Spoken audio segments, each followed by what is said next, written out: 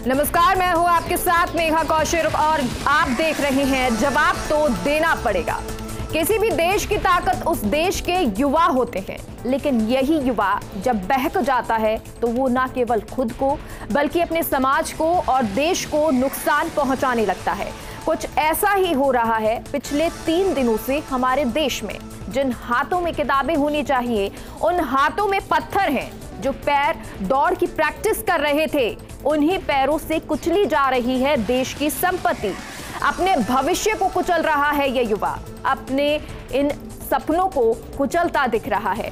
लेकिन इन युवाओं को समझने की जरूरत है, इन युवाओं को विश्वास में लेने की जरूरत है, इन युवाओं को बताने की जरूरत है कि अगर सेना में जाना है तो सबसे पहले अनुशासन को अपनाना होगा। फर्स्ट इंडिया के युवाओं से भी अपील है कि आप तैयारी करें, आगजनी नहीं।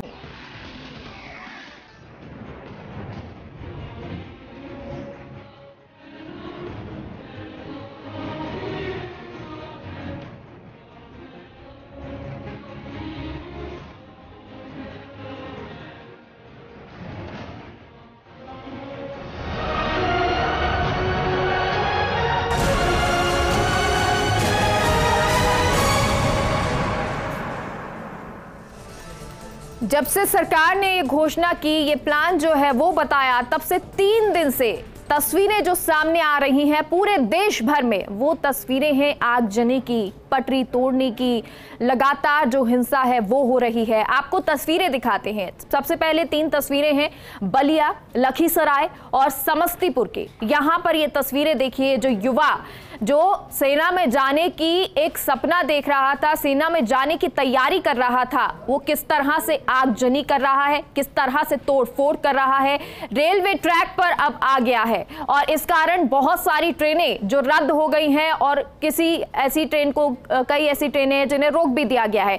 लेकिन इन तस्वीरों से समझिए कि किस तरह से गुस्सा, आक्रोश युवा में है। लेकिन क्या ये आक्रोश सही है? क्या इस तरह से अपने ही सामान को नुकसान पहुंचाकर आप अपनी बात मनवा सकते हैं? बिल्कुल नहीं। लेकिन ये तस्वीरें ये बयां कर रही हैं कि जो युवा है, जो तैयारी कर रहा था 2 साल से, जो इंतजार में था कि अब आने वाले समय में जो नौकरी निकलेगी, सेना में भर्ती होगी, जो इंतजार था वो खत्म होगा। लेकिन वो इंतजार खत्म नहीं हुआ, बल्कि भविष्य को लेकर और प्रश्न खड़े हो गए। ये और तस्वीरें आपको दिखा रहे हैं। ये 6 तस्वीरें हैं आरा बिहार की, सिकंदराबाद तेलंगाना, बेतिया बिहार की, बलिया यूपी की, बेगूसराय बिहार की और दानापुरा बिहार की। देखिए, बिहार, यूपी, तेलंगाना, ये वो जगह, सबसे ज्यादा यूपी से बच्चे निकलते हैं, युवा जो हैं सेना में भर्ती होते हैं।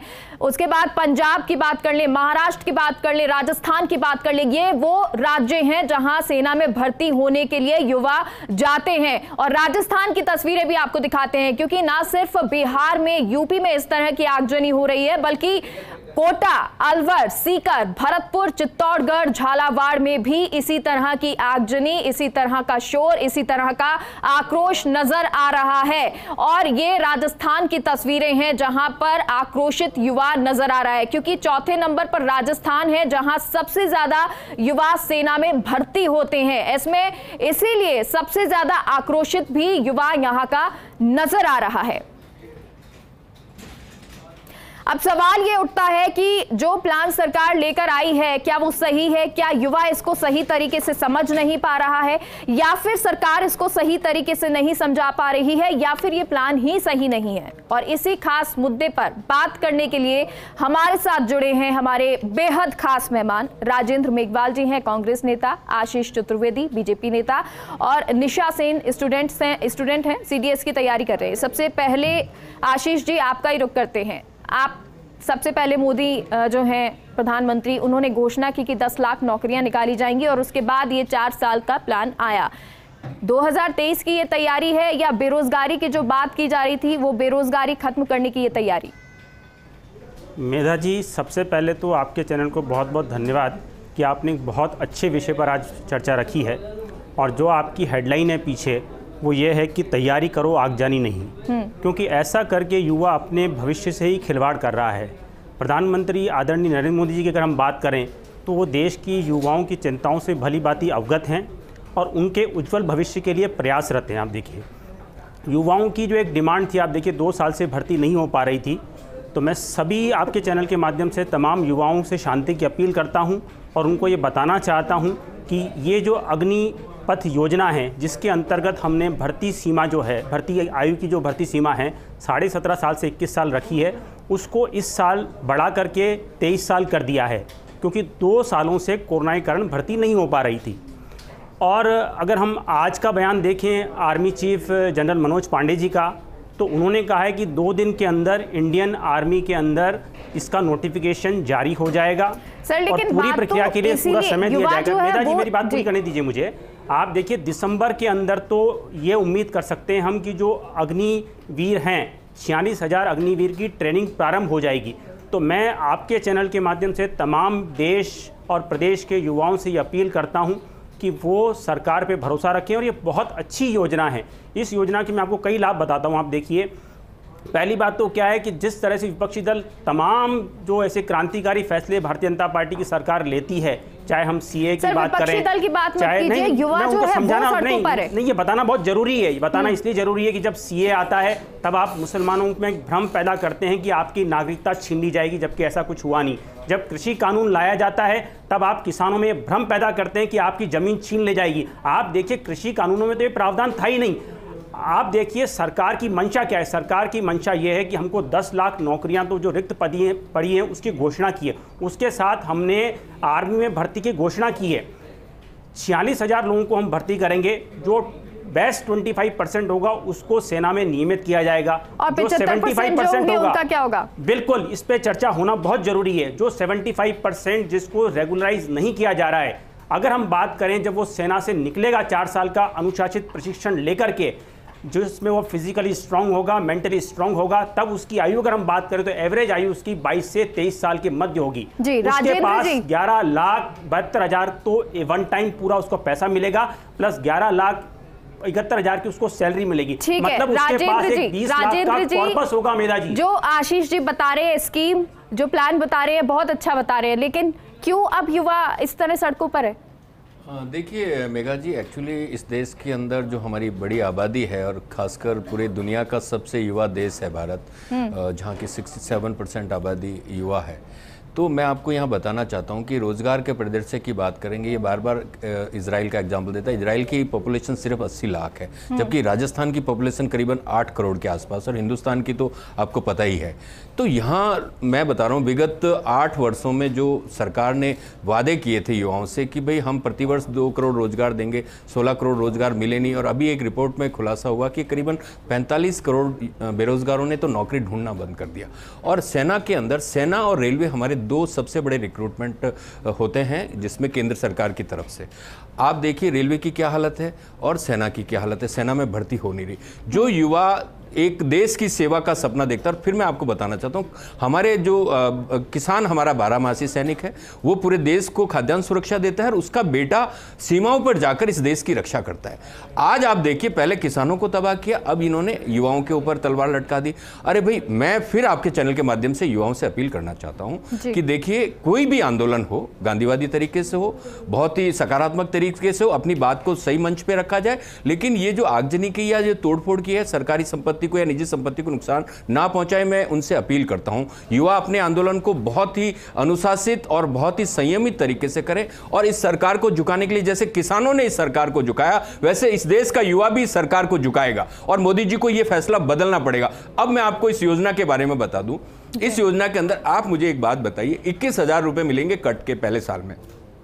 21,000 4th क्लास से कम सैलरी है मैडम। देखिए आप, एक सेना का जवान जो इस देश की रक्षा करेगा अपनी जान का जोखिम लेकर, अरे सेना का बड़ा सम्मान होता है। 4 साल बाद 17 साल का युवा 21 साल में आउट ऑफ सर्विस आ जाएगा। 25 साल में तो लोग हमारी नौकरियां ढूंढते हैं, आप 21 साल में आ जाएगा, और 75% लोगों को आप देंगे नहीं। आपने कहा कि नहीं हम, अब ये बताइए, जो पूरे के पूरे प्रशिक्षण के बाद में उसकी रिक्रूटमेंट होगी, तो फिर ऐसी कौन सी बात आ जाएगी कि 4 साल बाद 75% रिजेक्ट हो जाएंगे। और फिर आपको पता है, निजीकरण के अंदर जितना शोषण युवाओं का होता है, सरकारी क्षेत्र में नौकरियां खत्म हो गई। मैं आपको बता दूं, केंद्र सरकार पूरे के पूरे देश के अंदर 62,29,000 नौकरियां मतलब जो सैंक्शन पोस्ट हैं वो मतलब खाली पड़ी हुई हैं। और आपका पैरामिलिट्री और ये अगर जोड़ ले आर्म फोर्सेस तो करीबन 2,55,000 से अधिक पोस्टें खाली है। रेलवे में भी लाखों पोस्टें खाली पड़ी है। अरे भाई आप रोजगार दे नहीं रहे, पिछले 8 वर्षों में जो आपने वादे किए थे उनके एक रोजगार दिया नहीं, और अब आपने एक ऐसा मतलब बारूद से खेल रहे युवा जोश के साथ में चिंगारी लगाने का काम किया। फिर मैं आपको बताना चाहता हूं, ये देश लोकतांत्रिक देश है, संवैधानिक देश है, गणतंत्र है, संप्रभु राष्ट्र है। उस देश के अंदर किसी भी, हमारे लोकसभा में 543 सांसद हैं, हमारे अपर हाउस में राज्यसभा में 200 से 200 सांसद हैं, राजनीतिक दल हैं, हमारे सेना के विशेषज्ञ हैं, हमारे आर्थिक विशेषज्ञ हैं, सामाजिक विशेषज्ञ, रिक्रूटमेंट एक्सपर्ट है। किससे चर्चा की मोदी जी ने? आज हम युवाओं को नसीहत देते हैं, लेकिन हमें इस चैनल के माध्यम से प्रधानमंत्री जी को, एक मेरी बात पूरी नहीं, प्रधानमंत्री जी को यह नसीहत जानी चाहिए इस चैनल के माध्यम से कि आपने इतना बड़ा युवाओं के भविष्य का फैसला कर लिया, आपने किससे चर्चा की, उनको बताना पड़ेगा। एक बार आशीष जी से जान लेते हैं। बहुत सारे प्रश्न राजेंद्र जी ने यहाँ खड़े किए जिनका जवाब देना जरूरी है। नसीहत किसको जानी चाहिए मैं बताता हूं आपको।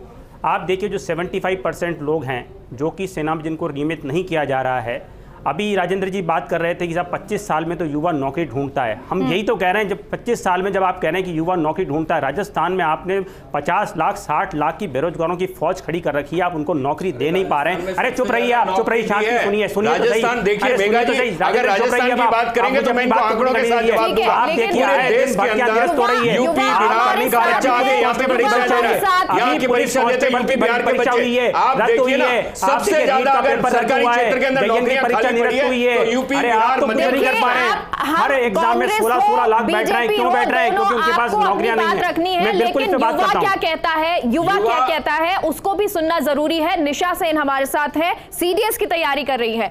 निशा, आप इसे कैसे देखती हैं? हालांकि आप सीडीएस की तैयारी कर रही हैं, लेकिन जो जवान जिनके लिए ये प्लान लाया गया है उसको आप कैसे देखती हैं? साहब देखिए, सबसे पहले तो मैं आपका शुक्रिया करना चाहूंगी कि युवाओं की तरफ से आपने मुझे बोलने का मौका दिया है। यहाँ पे मैं सुन रही थी, ये कह रहे थे कि 21,000 रुपए मिलते हैं। साहब ये तो आपकी खुशकिस्मती है कि आपको सरकार 21,000 रुपए दे रही है।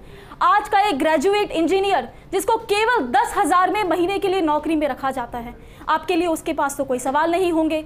दूसरी बात ये कि मैं एक सैनिक की बेटी हूँ, मुझे देश पे और देश की सरकार पे और सेना पे पूरा भरोसा है कि यदि सरकार ने या सेना ने कोई ऐसा योजना लाई है तो इसके पीछे बहुत बड़ा कारण होगा। साहब मैं एक एनसीसी कैडेट हूँ, मैं जब अपने शरीर पे यूनिफॉर्म पहनती हूँ तो हमारे मन में सिर्फ एक ही इच्छा रहती है कि ये यूनिफॉर्म कब एक भारतीय सेना के यूनिफॉर्म में तब्दील होगी। अरे उन लोगों को तो 4 साल के लिए भारतीय सेना की वर्दी मिल रही है, उनके लिए इससे बड़ी सौभाग्य की कोई बात नहीं हो सकती। भारतीय सेना कोई पैसा या धन का जरिया नहीं है, इस बात को आपको समझना होगा। भारतीय सेना एक मातृभूमि के लिए बलिदान का जरिया है। यह आपके लिए एक मौका है देश के लिए अपना सर कटवाने का। इसके लिए आपको तो सौभाग्यवती समझना चाहिए अपने आप को। और आप यहाँ बैठ के इसका विरोध कर रहे हैं। देखिए, विरोध आप कीजिए, ये आपका संवैधानिक हक है, लेकिन इस तरह से प्रॉपर्टी को जलाना, दंगे फसाद करना, अगर आप यदि ऐसा करते हैं तो मैं मानती हूं कि आप सेना के लायक ही नहीं। बिल्कुल विरोध हो सकता है, ये बात बिल्कुल सही है और इससे हर कोई अग्री करता है, सहमति रखता है कि विरोध आप करें, लेकिन विरोध का ये तरीका नहीं हो सकता है। अगर आपको सेना में जाना है, आप तैयारी भी कर रहे हैं, तो भी आप अपना विरोध अलग तरीके से जताइए। ये आगजनी, ये इस तरह हिंसा करना, प्रदर्शन करना, ये सही तरीका नहीं है। राजेंद्र जी बताएं। देखिए मेघा जी, बहुत अच्छी बात है, हमारी अनुजा ने कहा कि ये इस तरीके का मामला है, लेकिन देखिए आपको सेना के, आपको पता है 1 रैंक पेंशन के लिए सैनिकों की बहुत लंबी डिमांड थी, उसके ऊपर हुआ। उसके बाद में मैं आपको बताना चाहता हूँ, इसके अंदर तो नो रैंक नो पेंशन है। सेना को जो आउट ऑफ सर्विस आएंगे उनको पेंशन भी नहीं मिलेगी, उनको CSD फैसिलिटीज भी नहीं मिलेगी। अरे भाई कहना बहुत आसान है, आप राष्ट्रवाद की चाशनी चढ़ा के लोगों को भ्रमित नहीं कर सकते, लेकिन आपको उनका सम्मान बहाल करना पड़ेगा। हमारे सेना का पूरा सम्मान होता है। अभी भी आपको राजस्थान में पता होगा, आउट ऑफ सर्विस आने वाले सैनिक पुलिस में भर्ती होते हैं, उनको पेंशन भी मिलती है, 2-2 पेंशन भी मिलती है। चाहे आपके सुनिए ना, मैं आपको यही बता रहा हूं, उन लोगों के लिए। और फिर 21 साल का बच्चा 12वीं पास करके जाएगा, उसको कौन सा कॉर्पोरेट नौकरी देगा? आप तो बताइए ना, उसकी क्या ट्रेनिंग हो जाएगी? और ये कहते हैं नहीं साहब हम उसका स्किल अप करेंगे। अरे भाई वो सेना के अंदर नौकरी करेगा कि स्किल अप करेगा? देखिए गुमराह करने की बात नहीं है, आप रियलिस्टिक फिगर पे बात कीजिए। आपकी तैयारी नहीं थी, आप एक फैसला ऐसा लेके आए, इनके फैसले की ट्रैक रिकॉर्ड मैं बताता हूं ना। नोटबंदी की किसी से बात नहीं की, रिजर्व बैंक के गवर्नर से बात नहीं की, मतलब GST लाए व्यापारियों से बात नहीं की, ठीक है, किसान आंदोलन मतलब काले कृषि कानून लाए, कृषि विशेषज्ञों से बात नहीं की, इवन कृषि मंत्री से बात नहीं की। और फिर मैं आपको बता रहा हूं ये जो योजना लाए, युवाओं से बात करते। इस देश के अंदर इंटरनेट का इतना बढ़िया माध्यम है, आप एक ओपिनियन पोल ले लेते, आप पूछते कि भाई आपके क्या क्या सुझाव है। अरे भाई हर युवा वायलेंट नहीं हो सकता, लेकिन जिसको अपनी नौकरी जाती हुई दिख रही है, आपको पता है हरियाणा के अंदर एक लड़के ने सुसाइड कर लिया क्योंकि ओवरएज हो गया था। अरे भाई ये जो फैसला है आपने 1 साल 1 दिन बाद है, उस बाप को उसका बेटा लौटा सकते हैं आप देखिए, भावनात्मक रूप से इस बात को मत करिए। सरकार की गलती है, उसके लिए सरकार को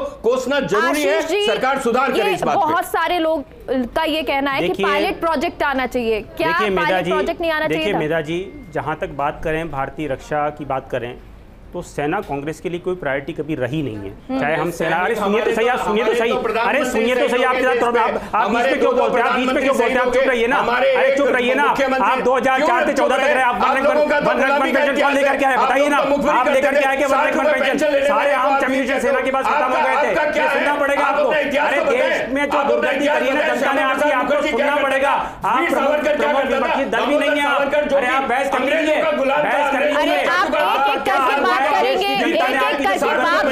तो दूसरा कोई सुन पाएगा। आप अगर बात अपनी एक एक कर कर रखेंगे, राजेंद्र जी एक एक करके बात कीजिए। मैं इस तरह से डिबेट नहीं करता हूं। राजेंद्र जी, आशीष जी एक सेकेंड, राजेंद्र जी शांत हो जाइए। राजेंद्र जी, आशीष जी एक एक करके अगर आप ऐसे बात रखेंगे कोई नहीं सुन पाएगा, दर्शक नहीं सुन पाएंगे। एक एक करके बात कीजिए, एक एक करके।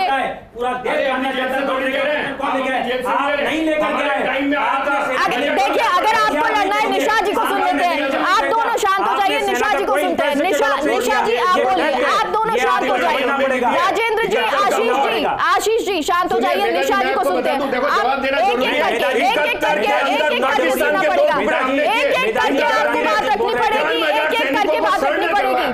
निशा जी बताइए, निशा जी बोलिए। ये कैसी बातें करते हैं, पता नहीं है। निशा जी मेरी बात पूरी नहीं, आप बात पूरी कीजिएगा, लेकिन एक एक करके बात को सुनना पड़ेगा, एक एक करके सुनना पड़ेगा।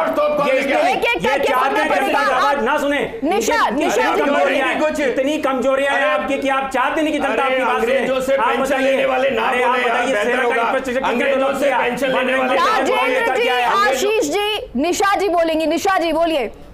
मैं यहाँ पे सुन रही थी, हमारे एक बहुत ही बड़े बोल रहे थे कि सेना में जाने वालों को CSD मिलती है, मेडिकल फैसिलिटीज़ मिलती है, ये सब मिलता है।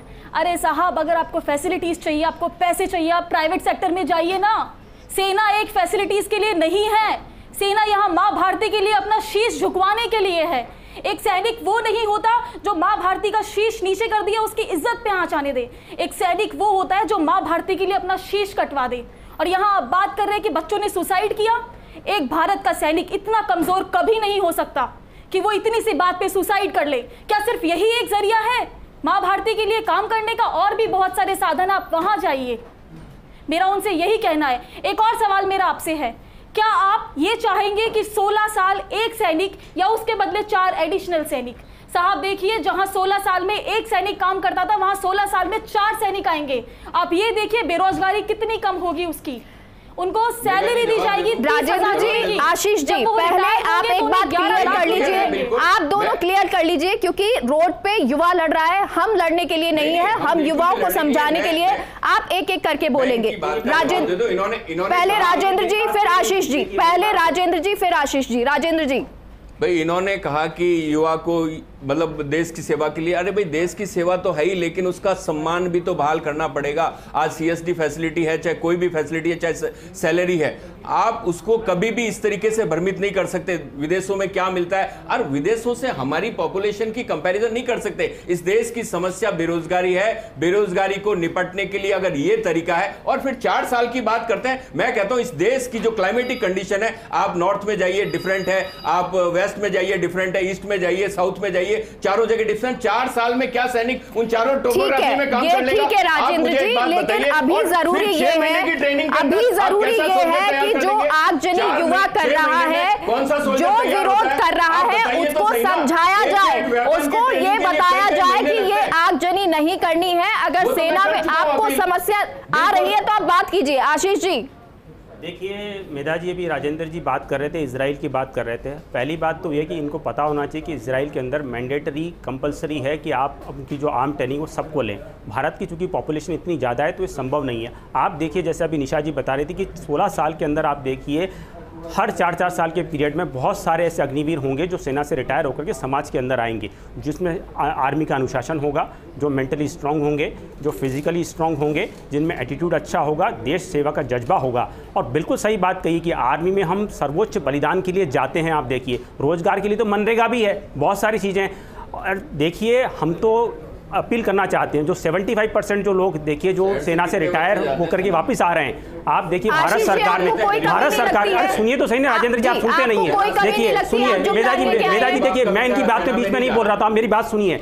आप देखिए जो 75% लोग आ रहे हैं उनके लिए भारत सरकार ने घोषणा की है कि जो सेंट्रल आर्म फोर्सेज हैं उसके अंदर उनको प्राथमिकता दी जाएगी। 6 राज्य सरकारों ने घोषणा की है, हरियाणा की बात कर लें, उत्तराखंड की बात कर लें, मध्य प्रदेश की बात कर लें, कि उनको प्राथमिकता दी जाएगी। आप देखिए मेधा जी, राजस्थान के मुख्यमंत्री जी 4 दिन का अवकाश बिता करके अभी 2 दिन ब्रेक पे अभी राजस्थान पधारे हैं। हम चाहेंगे वो भी ऐसी घोषणा करें, वो भी घोषणा करें कि राजस्थान के युवाओं को भी पुलिस के अंदर प्राथमिकता दी जाएगी। इस प्लान में या नहीं लगती है? आपको लगता है परफेक्ट है ये प्लान? देखिए प्लान बिल्कुल परफेक्ट है। और पहली बात, बार-बार ऐसा भ्रम फैलाया जा रहा है, कोई चर्चा नहीं हुई। पहली बात तो इस पे बहुत लंबे अरसे से, बहुत लंबे सालों से इस पे विचार विमर्श चल रहा था।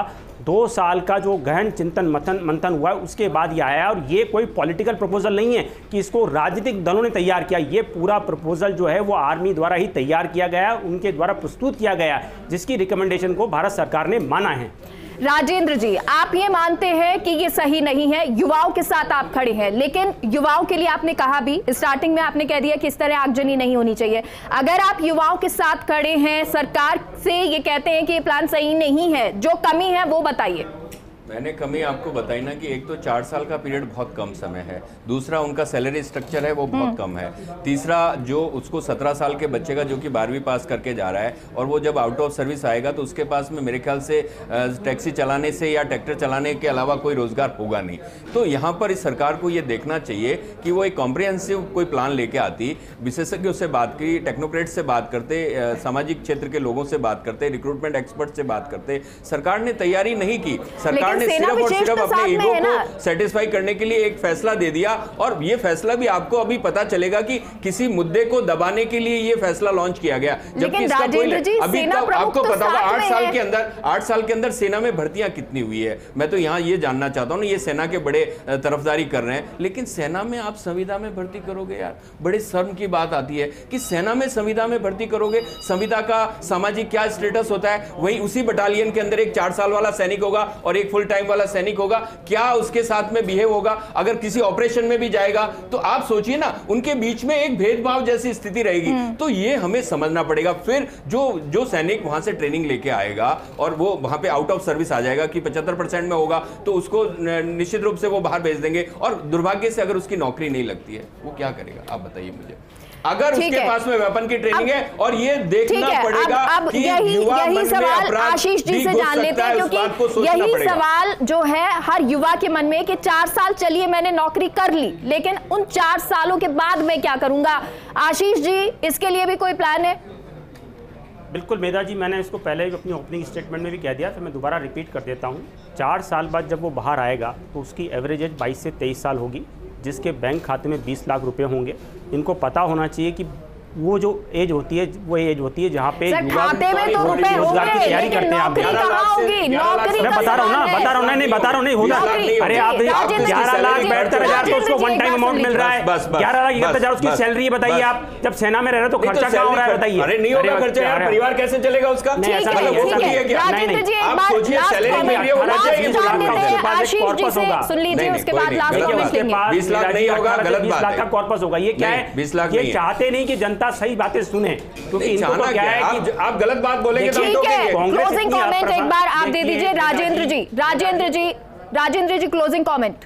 देखिए मेघा जी, सरकार को इस पे पुनर्विचार करना चाहिए, रक्षा मंत्री को भी पुनर्विचार करना चाहिए, प्रधानमंत्री जी को भी सोचना चाहिए और इसमें सभी लोगों को विश्वास में लेना चाहिए, युवाओं को भी विश्वास में लेना चाहिए, क्योंकि ये पूरे देश की बात है और खासकर इस युवा देश की बात है जो 21वीं सदी का सबसे युवा देश है, युवा देश भारत है। तो और बेरोजगारी इस देश की सबसे बड़ी समस्या है। इस समस्या को एड्रेस करते हुए ही ध्यान देना चाहिए, क्योंकि युवा अगर वायलेंट हो गया तो देश के लिए भविष्य खतरे में।